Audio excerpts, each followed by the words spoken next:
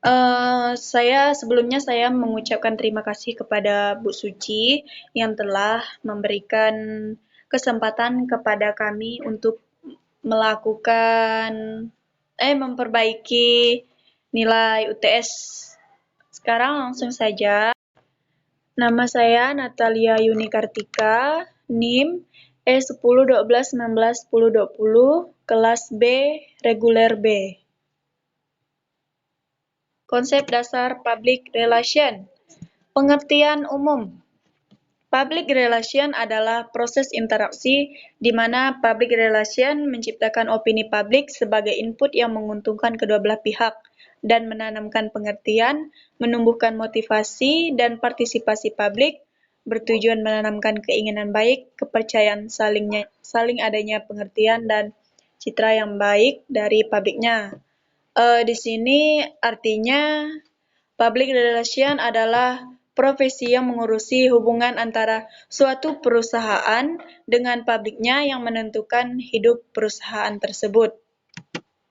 Selanjutnya,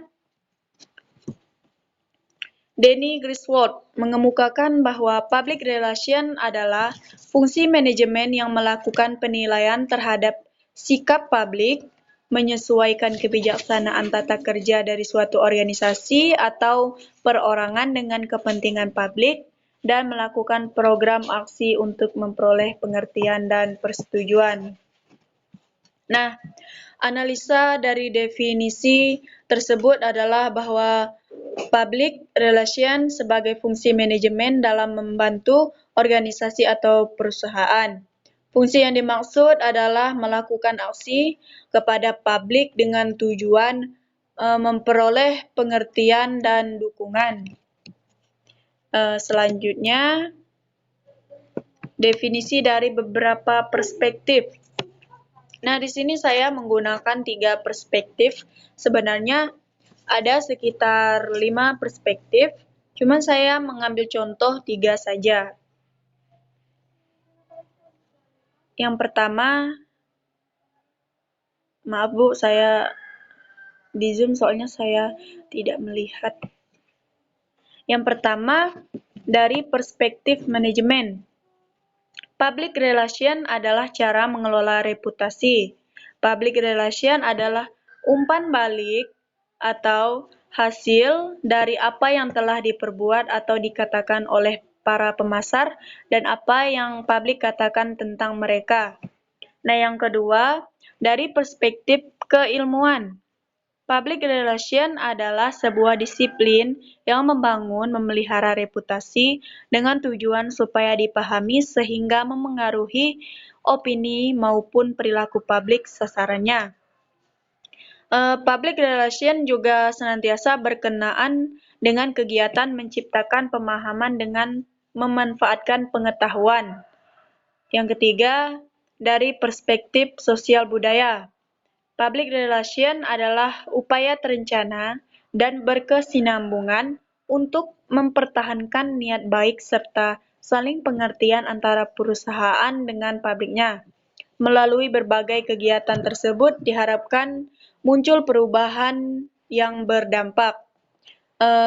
Dari definisi beberapa perspektif tersebut, saya menyimpulkan bahwa public relation merupakan suatu fungsi manajemen yang menciptakan dan memelihara komunikasi, pengertian, dukungan, dan kerjasama antara perusahaan dengan publiknya sehingga terciptanya situasi saling memperoleh manfaat. Nah, yang selanjutnya, tujuan public relation. Di sini tujuannya ada 3. Yang pertama, terpeliharanya saling pengertian. Yang kedua, menjaga dan membentuk saling percaya. Yang ketiga, memelihara dan menciptakan kerjasama. Nah, dari tujuan tersebut dapat saya simpulkan bahwa tujuan public relation adalah mewujudkan dan memelihara hubungan saling percaya dengan publik dalam rangka menjalin kerjasama yang baik. Selanjutnya, Fungsi public relation. Kegiatan yang bertujuan ialah untuk memperoleh itikat baik, kepercayaan dan saling adanya pengertian, serta citra yang baik dari publik atau juga masyarakat pada umumnya.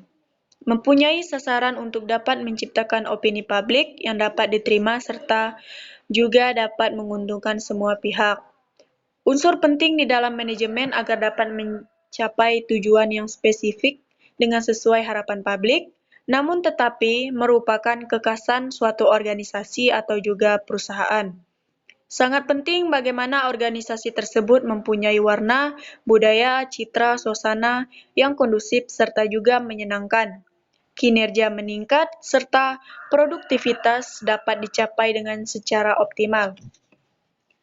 Usaha dalam menciptakan hubungan yang harmonis di antara organisasi atau juga perusahaan dengan publiknya, sekaligus untuk dapat menciptakan opini publik sebagai efeknya yang sangat berguna ialah sebagai input bagi suatu organisasi atau juga perusahaan yang bersangkutan. Dengan singkat bahwa fungsi public relation ialah untuk memelihara, mempertahankan adanya suatu komunikasi yang diperlukan di dalam menangani atau mengatasi masalah yang muncul. Mungkin cukup sekian presentasi dari saya, kurang lebihnya saya mohon maaf.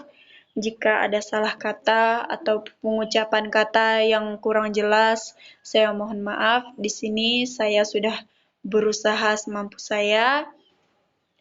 Kurang lebihnya saya mohon maaf. Saya ucapkan terima kasih.